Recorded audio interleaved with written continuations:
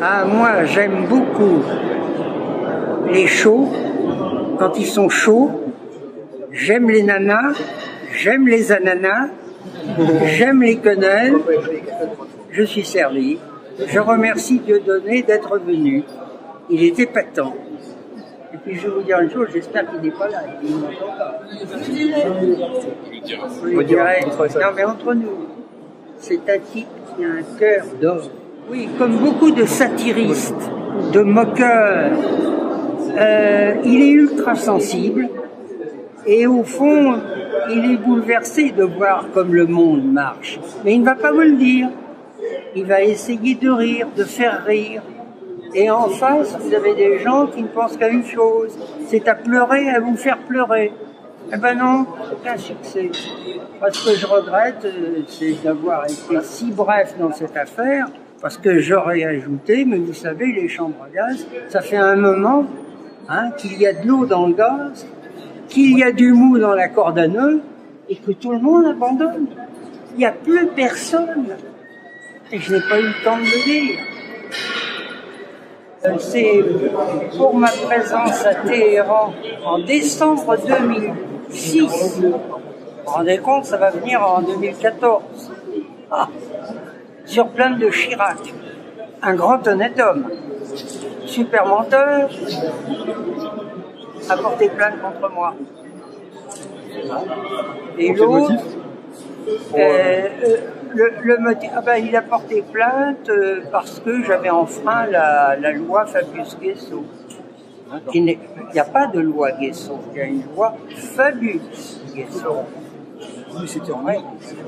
Et précisément, cette loi a été prise parce que le 26 avril 1983, des magistrats s'étaient permis de me dire « chapeau, quel travail !» Parce que vous n'imaginez pas le travail que ça a été. Alors, pour empêcher que des magistrats se permettent à nouveau de prendre des libertés avec le lobby a obtenu, il lui a fallu quand même 6 ans de combat, a obtenu qu'on vote une loi spéciale qui empêche les magistrats de dire « chapeau Forisson ». C'est ça, tout simplement. Est-ce que vous avez confiance dans l'impartialité du membre ? Pas du tout, pas un instant. Vous croyez qu'à presque 5 ans, on croit encore au Père Noël et en la justice française? Vous riez. Très franchement, je vais vous dire que j'ai pensé qu'on me tuerait très vite. Mais j'ai la baraka. J'ai échappé de peu à la mort. Mais je ne me doutais pas que le supplice durerait quand même si longtemps. La jeunesse se dit, mais attendez, là, on est en train de me demander de pleurer. Quand j'aurai fini de pleurer, il faudra que je pleurniche. Quand j'aurai fini de pleurnicher, il faudra que je recommence. Qu'est-ce que c'est que ces gens ? Qu'est-ce que c'est que cette façon de concevoir ainsi la vie? De la pleurnicherie éternelle? Il y a déjà quelque chose de suspect. Ensuite, eux, qu'est-ce que vous voulez? Ils n'ont pas vécu la guerre. Alors, ils se disent, mais qu'est-ce que c'est que cette histoire? Toute guerre est une boucherie. Le vainqueur est un bon boucher. Le vaincu est un moins bon boucher. C'est tout ce qu'on peut dire. Qui avait raison vraiment? Et surtout, alors, cette question, qui a été le plus cruel? Et comment faites-vous pour calculer la cruauté?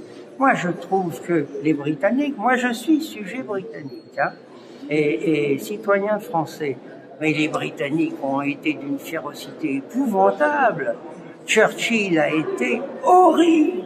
Churchill a eu une idée de génie. Il a dit, nous n'arrivons pas à mettre l'Allemagne à genoux, mais nous allons tuer leurs civils.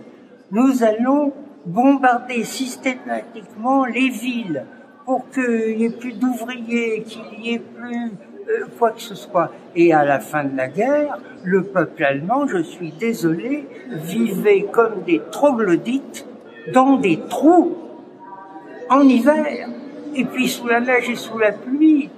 Et puis, voyaient de temps en temps leurs compatriotes brûlés au phosphore.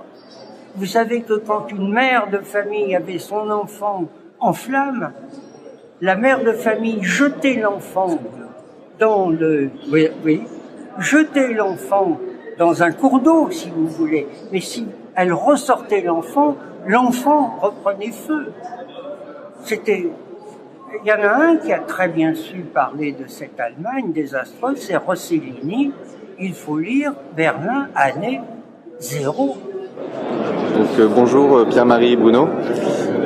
Je voulais vous poser la question, savoir comment s'était déroulé le procès. Alors, en quelques mots.